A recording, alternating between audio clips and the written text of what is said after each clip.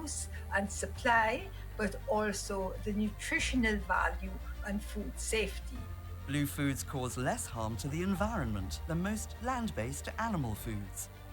Wild-caught seafood also has a lower carbon footprint than red meat, cheese, or chicken.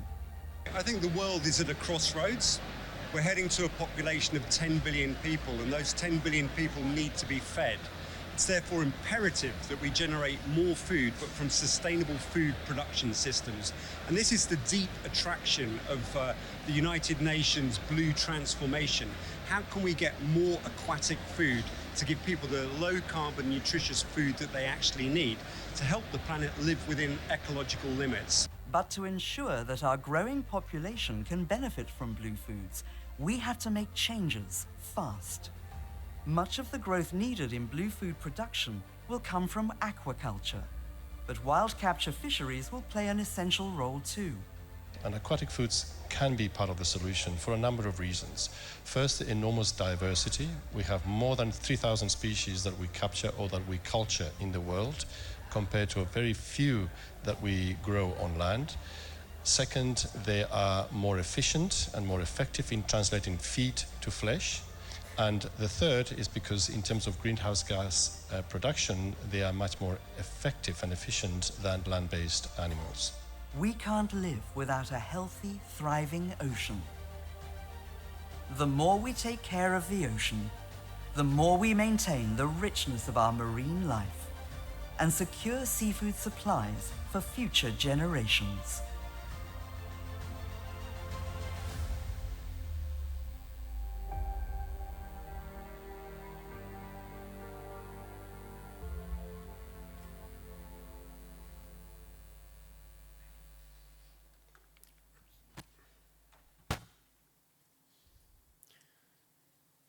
Thank you for your attention. Now, maybe I'll start with my presentation. So I focus today my presentation on how MSC can support in the delivery of the SDGs. So things probably everyone knows here, but I think it's always good to remind us. So the big question here is how we will feed a growing population. You see the graph here that shows the trends in the global population and where we are heading toward. So the big question is how we are going to feed all these people. And definitely we've seen in the last 2 days that seafood will play a vital role in this, in answering this question. Again, something probably most of you know here. That's the trend we've observed in the last years and decades, and where we are now in terms of capture and aquaculture production. So you see, when we talk about wild seafood, that basically we've hit a plateau since the 90s, and we are still around a production of 90 million tons per year. That said, it's interesting if you read the latest SOFIA report to see that if the science shows that if all stocks were managed sustainably, we could produce around 16% more seafood from marine catches. So, I mean, that's a plateau, but maybe we could go a bit higher in terms of marine catches if we were managing all this sustainably. And this one shows the challenge of overfishing. So you have here the trend in the stocks that are overfished, maximally sustainably fished, and underfished in the world. So you see that basically 35% of the stocks today are overfished, and the trend is not good.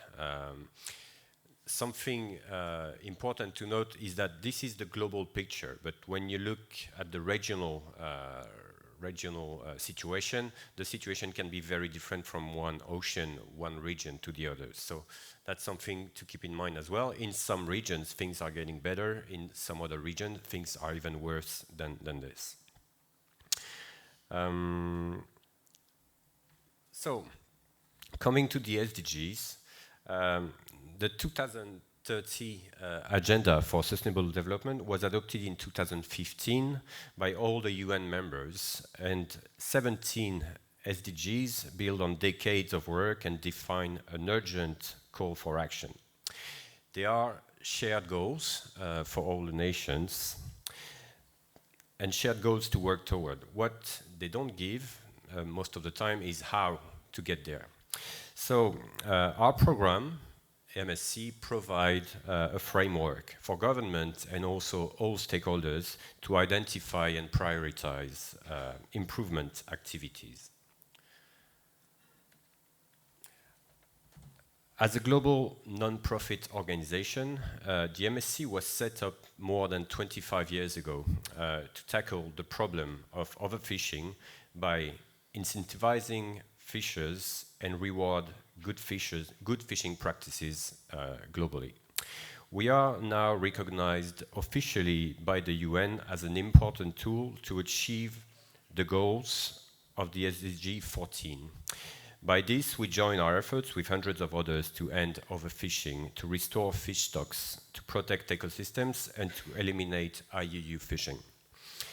But MSC fisheries are not only safeguarding the natural environment. Studies have found that MSC also contribute to as many as 34 SDGs targets across 7 goals. By example, on SDG 2, on zero hunger, it's quite obvious that managing fish stocks, based on what we've said before, is very important. Seafood is a major source of protein for nearly 3 billion people in the world. SDG 8 as well, on decent work and economic growth. Probably you know that seafood production, wild and aquaculture, is at the basis of the revenue for 10% of the active population in the world. So it's huge, a huge issue. SDG 12 as well, on responsible consumption and production. As you know, MSC is a certification program, but AMSC is also an eco-label that ends up in the on the finished product for good consumers, to basically give them a solution when they are looking for sustainable product to consume sustainably. We also have an impact on SDG 17, on partnerships for the goals, because what is very important with the MSC, and I think that's quite obvious in these 2 days, is that we do all this not alone. We do this with a lot of stakeholders in partnership with fishermen, with authorities, with NGOs, with scientists, and also, and that's very important, with commercial partners, with processors, with exporters and everything. So now I'd like to focus a bit more on the SDG 14, which is the most important for us. SDG 14 is life below water, and the exact wording is to conserve and sustainably use the oceans, seas and marine resources for sustainable development. It has 10 targets to be achieved by 2030, each of which is measured against one indicator. The 2 that apply most directly to our work are 14.2 and 14.4. So 14.2 is sustainably manage and protect marine and coastal ecosystems to avoid significant adverse impacts, including by strengthening their resilience and take action for their restoration in order to achieve healthy and productive oceans. And the indicator for this one is the number of countries using ecosystem-based approach to manage marine areas. 14.4 is the effectively regulate harvesting and end overfishing, IUU, and implement science-based management plans in order to restore fish stocks at least to levels that can produce MSY. And the indicator for this one is the proportion of fish stocks within biological sustainable levels. For both these indicators, MSC standard aligns and exceeds expectations, and is being used by some government as an indicator to measure their progress toward SDG 14. So how do we do that? At the heart of our activity or our mission is what we call our theory of change. So you see in this circle that we try with our program to use our tools to create that virtuous circle, basically. And what is interesting here is that it can start anywhere. It can start with the consumer demand, it can start with the willingness of fishermen to improve, or it can start with the market, with the commercial actors to improve as well. But the very interesting thing here is that MSC is at the heart of this circle. So we are creating this virtuous circle to basically improve, in the end, the use of our marine environments. And I continue with this. So theory of change is one thing, but we have several tools to do that. And one of the main tools we have is our standard, basically the number of indicators and performance indicators that are listed to define whether a fishery is sustainable or not. What is important with our standard is that it meets the best practice requirements of the FAO. FAO, as you probably know, as a code of conduct for responsible fisheries that was published in '95, and our standard obeys to this code of conduct, but it also follows the guidelines for the eco-labeling of fish and fishery products that was published in 2005. So that's very important for us. And also, we are a member of the ICIL. The ICIL is an international organization grouping basically economic, environmental and social standards like us to always remain credible and relevant in this space. And also we are recognized by the GSSI, the Global Sustainable Seafood Initiatives, and we are basically outperforming all other certification programs in this area. So where are we now? Just to give you a quick picture of the situation of the MSC. So here you see the global progress in sustainable fishing, and you see that more than 500 fisheries in the world are now engaged in the MSC program. Engaged means not only certified, but also in assessment. And you see where those fisheries are located now.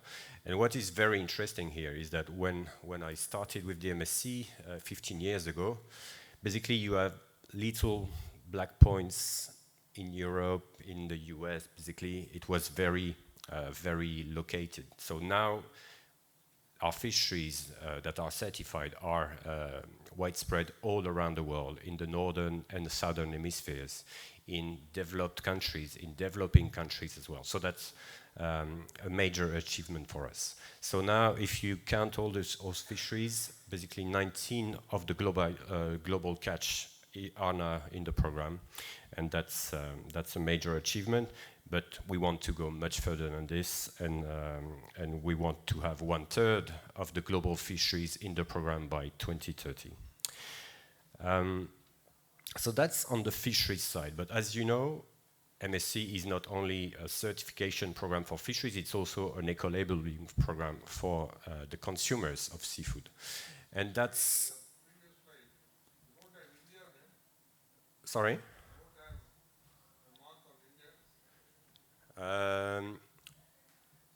Yeah, well, we need to review this. I hope it can be improved soon, but yeah. So that's the situation on the markets, because as you know, MSC is also a tool for the seafood market. And here you see the number of products that use the MSC label in the world. We have more than 20,000 products MSC labeled at the moment. The leading market is Germany. Germany is historically a country where the demand is very high, so that's why they have always been leading the way on this. I'm very proud to say that France is the second country using the MSC label, and If you haven't seen with my accent, I am from France, so that's why I'm proud of it. United States is also a very important market for the MSC label. But what is very interesting is that more and more we have growing markets also outside these leading markets in Europe and the US. And what is very interesting as well, beyond the demand and beyond the number of products that use the MSC label, is also to monitor the demand from the consumers. And all the studies that we do a study in many markets every 2 years, suggests that consumers all over the world are demanding more and more assurance on the seafood that they are buying, and they use MSC for this.